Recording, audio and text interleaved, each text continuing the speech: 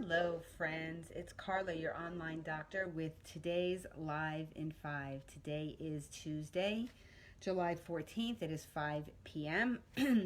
So, there is now more concern that COVID-19 is not just spread by large droplets when someone coughs or sneezes, but may also be spread by smaller micro droplets, making it what they call an airborne infection.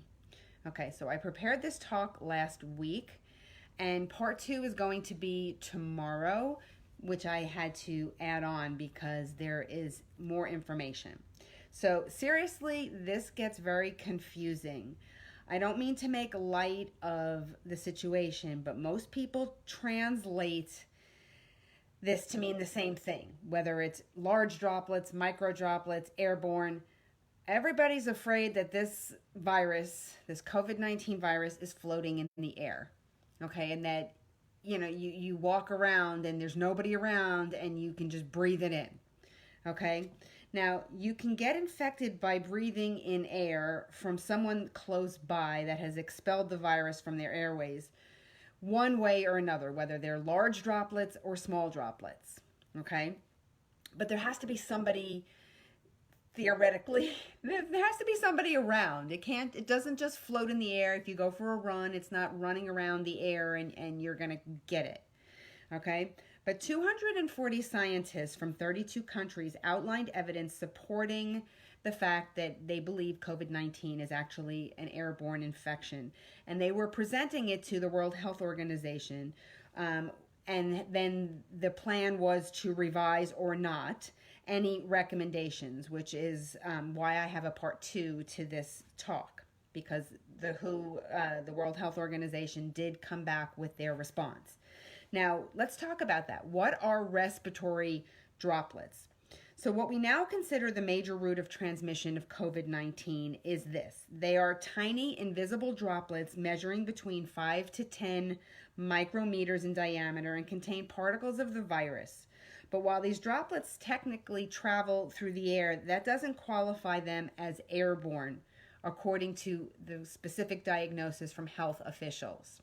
Okay, so this is what I'm talking about. For the majority of people, it's the same thing. But for the scientists and the specific people that measure and do all of these technical things, it's different. So what are aerosols? Okay, saliva and mucus droplets are heavier than air, so they fall quickly to the ground or the closest surface. So if you're social distancing, most of these particles will fall to the floor before they would reach you. Okay, so that's those larger droplets. Now, aerosols form when smaller droplets evaporate faster than they can fall to the ground. And these are typically smaller than 5 micrometers in diameter, okay, without heavy liquids dragging them down to the ground. So they can float in the air for up to 30 minutes. So if an infected person left aerosols in the room and you show up 10 minutes later, you could, in theory, inhale them, and that is what's considered an airborne transmission. Okay?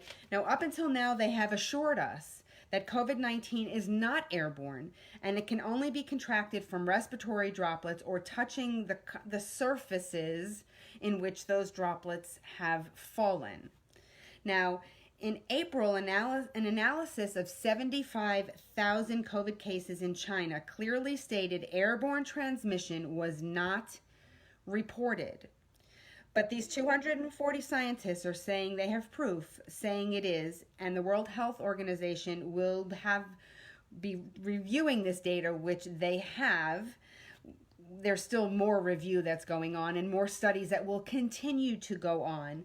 But as we speak, this is happening. Okay, so part two is tomorrow. Now, the changes they will likely recommend are basically in poorly ventilated areas.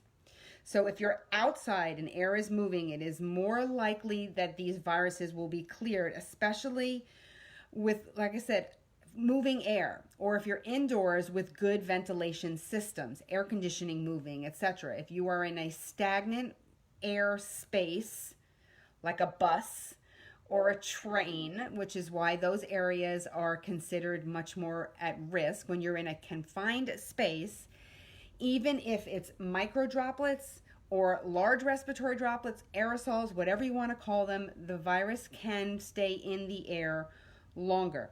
So we're going to talk about it tomorrow. We're going to talk about what viruses are actually considered airborne, and you're going to be surprised, the ones that are known airborne infections versus respiratory droplets. So it doesn't change anything. It really doesn't, because if you are in a space where you cannot social distance, you're supposed to be wearing a mask.